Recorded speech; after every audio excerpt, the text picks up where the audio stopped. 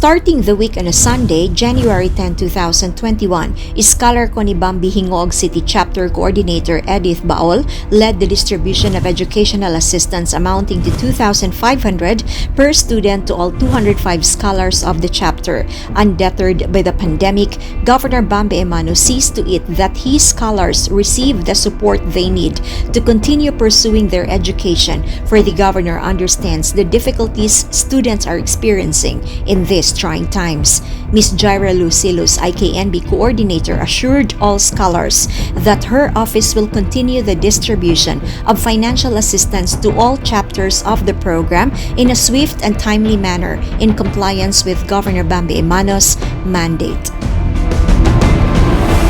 On Monday, January 11, 2021, 5 offices under the umbrella of the Misamis Oriental Provincial Governor's Office led the 39th virtual flag raising ceremony, live-streamed through PIO's Facebook page via Zoom. The offices comprised mainly of the Provincial Administrator's Office, Assistant Provincial Administrator's Office, the Office of the Barangay Affairs, the Bids and Awards Committee, and the IKNB or the Scholar ko ni Bambi administered the regular Monday convocation. After the flag-raising rites, an impressed Governor Bambi Emano took time to commend 3 offices with their accomplishment report, which for him is certainly an outstanding presentation of an interesting and diversified operational report. He specifically named the Provincial Agriculture Office under Mr. Jose Apollo Pacamalan, the Provincial Health Office under Dr. Jerry Kalingasan, and the Local School Board under Mr. Jerome Mundo as the top 3 offices who have successfully submitted a comprehensive accomplishment report, and that they deserve credit for the evident stability. He urged other offices to take a leaf out of the book and get serious in their quarterly report for this year. Still on Monday, the Governor through GYVBE Memorandum Order 2021-014 announced that effective immediately, the flexi-time skeletal workforce and the work-from-home scheme adopted by all offices and department is hereby revoked. The province, through the recommendation of the Provincial IATF, opted to adopt this scheme following a more relaxed quarantine restrictions. However, those employees who are vulnerable must prove their immunodeficiency, comorbidity, and other health risk conditions, including medical certificate and other relevant medical records. If proven to have health vulnerabilities to COVID-19, the capital can exempt them. Thus, the work-from-home working scheme applies. Governor Bambi Emano continues to urge workers and employees to still follow health safety protocols in their respective workplace. Furthermore, on Monday, the Provincial Disaster Risk Reduction Management Office, together with its head, Mr. Fernando Vincent D. Jr., turned over a Bambi cab to Barangay San Juan, Hingog City. Present in the event to personally receive the new vehicle were San Juan Barangay Captain Rowell Abad, together with the members of his Barangay Council. Governor Bambi Emano's Bambi Cab initiative seeks to provide various barangays all over the province with a reliable multi-purpose vehicle that will serve the immediate needs of the people, from disaster and medical emergencies to transportation and communications delivery, drastically improving the local governance and hastening the delivery of services to all Misamisnons. On that same day, Philip Morris Fortune Tobacco Corporation and Governor Bambi Emano signed an agreement putting into effect the deed of grant of usufructuary rights, which gives the provincial government authority to use the facilities of PMFTC situated in Barangay Anii, Claveria for agricultural purposes. The facility is expected to boost the programs prepared by Provincial Agriculturist Jose Apollo Pacamalan in helping sustain the province's food sufficiency. The facility will also be the new home of the Provincial Agriculture Office, strategically located in the agricultural heartland of Misamis Oriental. Governor Bambi Emano's agriculture development programs will now be nearer and will be delivered faster to Misamis Oriental's farmers. On Tuesday, January 12, 2021, the Provincial Early Childhood Care and Development Office, headed by Ms. Meriden Lilay Okot, distributed modified session plan guides to 2 municipalities of the province. The Provincial ECCD distributed 37 modified session plan guides to the municipality of Opol and 42 for the municipality of Claveria, with the aim of a holistic development for the children of the province despite the disruption of classes due to the pandemic. The Provincial ECCD have adapted effectively to the new normal and made sure that Governor Bambi Emano's education program thrives.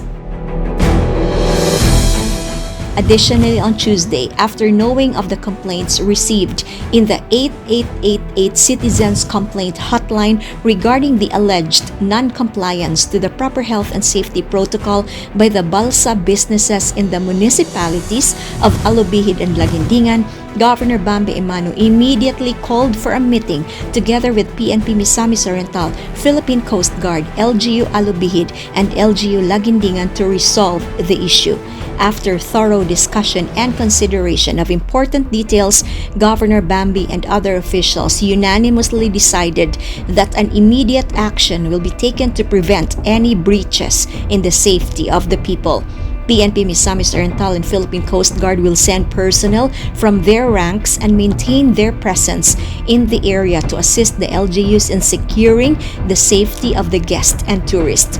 The LGU will also coordinate with PNP Misamis Oriental for assistance in patrolling the surroundings to enforce the strict adherence to proper health and safety protocol by all tourists. With this decisive action, Governor Bambi Emano hopes that everyone, tourists, staff, and locals alike, will cooperate in adhering to proper health and safety protocols.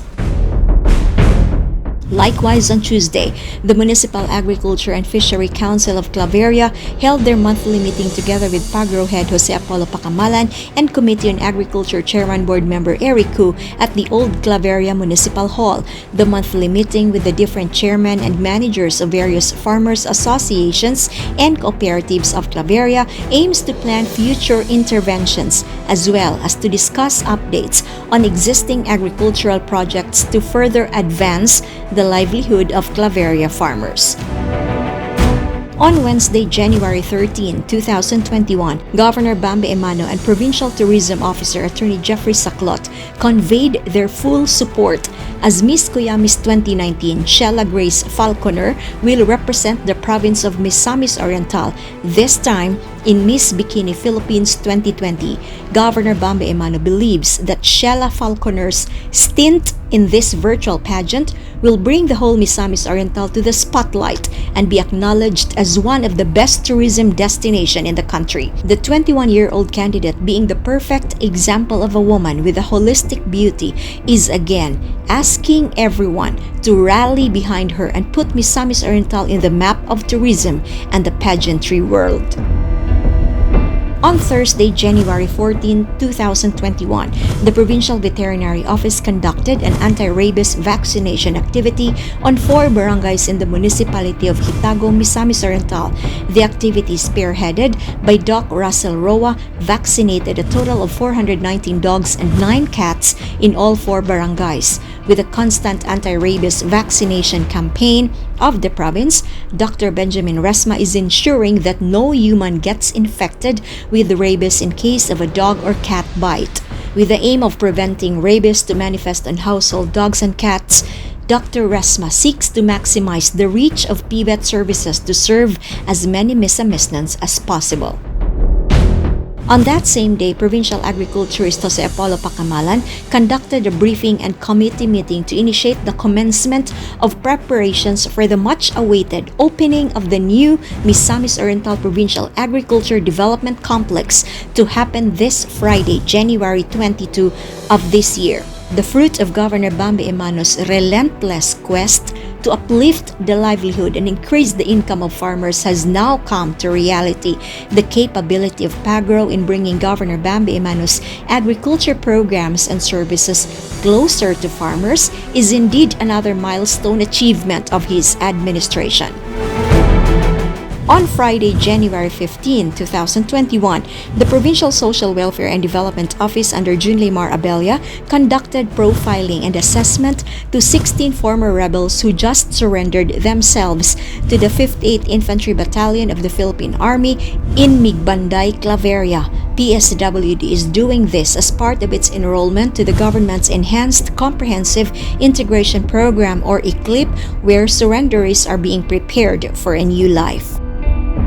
Additionally, on Friday, board member Erico, chairman of the Committee on Agriculture, turned over 8,000 Abaca seedlings to Mr. Rufino Bianca, chairman of Kalitian Bosque Farmers Association Incorporated, at the Plant Tissue Culture Facility of the Provincial Agriculture Office in Sugbong, Cogon. The distribution of Abaca seedlings is one of Governor Bambi Emano's projects with the aim of boosting the agriculture industry of the province. On another development, Pagros Fisheries Division, together with board member who attended the meeting initiated by the Bureau of Aquatic Resources 10, represented by Mr. Venancio Hilomen III, OIC Provincial Fishery Officer. They discussed Pagros' proposed project, the Misor Fishport and Seafood Processing Commercial Complex. When realized, the proposed project will strengthen the fishery sector of Misamis Oriental, which will also generate income and create employment to Misamisnons. And from January 8 to 15, 2021, data from the Travel and Arrival Committee showed 106 ROFs and 399 LSIs have safely get back to their homeland, while some 42 were accommodated in Marian Suites. Since May 25 up to this time, a total of 13,380 Misamisnons have been catered by the Provincial Government of Misamis Oriental. So what we've lost in usual ceremonies since the pandemic started, we have gained in citizen engagement. In fact, many Misamisnons continue to listen and follow to the province's daily accomplishments. This is a clear indication that we have kept our bearings and never lost heart in serving the people of Misamis Oriental. Jinker Sid, PIO.